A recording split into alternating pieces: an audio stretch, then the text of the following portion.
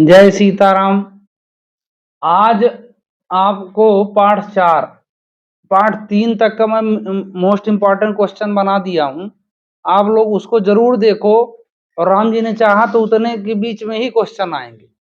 हाँ, 1-2 नंबर का पाठ के आधारित पर आप सारांश देख लेना। जो एक नंबर के ऑब्जेक्टिव पूछता है, हर पाठ का सारांश देखना है और बीच में जो काले रंग से सूत्र लिखे रहते हैं उनको आप पढ़ना 1 नंबर के लिए। अब समय न वेस्ट करते हुए चलते हैं कि पहला क्वेश्चन देखते हैं। जांच कीजिए कि समीकरण द्विघात समीकरण है या नहीं। तो ये 3 सवाल मैंने अपने अंदाज से लिखे हैं, मतलब ये द्विघात समीकरण का सिद्ध करना है कि द्विघात समीकरण है या नहीं। तो ये 4.1 के सभी सवाल हैं, है ना। तो उसमें आप देख लेना। फिर इसके बाद 2 क्रमागत धनात्मक पूर्णांकों का गुणनफल 306 है। तो ये 2 तरह से क्वेश्चन आ सकता है। एक तो पूर्णांक ज्ञात कीजिए, इसमें पूर्णांक आपको ज्ञात करना पड़ेगा तब पूरा सवाल निकालना है। या तो ये 2 घात समीकरण इनका बनाइए, इसका समय 2 घात समीकरण बनाइए। 4.11 का ये भी सवाल है।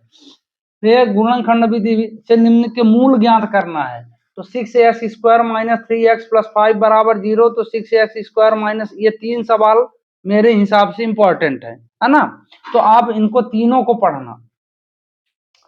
ठीक, अब इसके बाद ये 4.2 के सवाल हैं। यदि ऐसी 2 संख्याएं ज्ञात कीजिए जिनका योग 27 हो और गुणनफल 182 हो, है ना। ठीक है, तो ऐसी 2 संख्याएं ज्ञात कीजिए जिनका योग 27 हो, गुणनफल 182 हो। फिर कहता है 2 क्रमागत धनात्मक पूर्णांक ज्ञात कीजिए जिनके वर्गों का योग 365 है ना।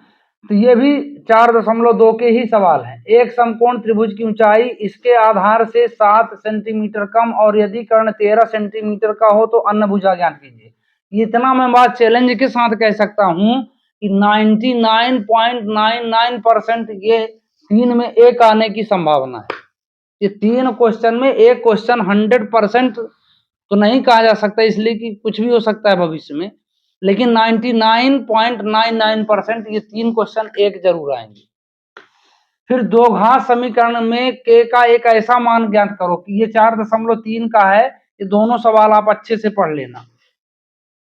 और ये 2x स्क्वायर माइनस 4x बराबर 0 का विविक्त कर ज्ञात कीजिए तथा मूलों की प्रकृति बताइए।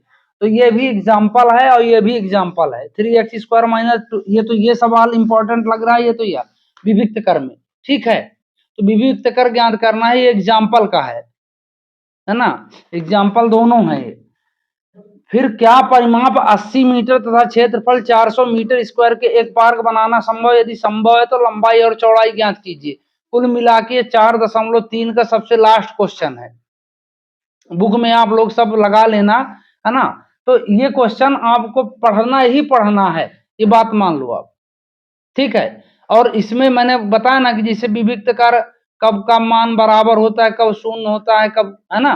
तो वो जो काले रंग से दिए रहते हैं पूरे पाठ में, बुक में, है ना। पूरे बुक में आप देखना 4 पाठ में जो काले काले रंग से जो दिए हैं, और सारांश पीछे का सारांश समरी दिया रहता है ना हर पाठ में, तो उसका लास्ट का सारांश आप लोग पढ़ लेना। इतने में एक नंबर के भी क्वेश्चन वो भी बन जाएंगे और ये सवाल ये हल करना है।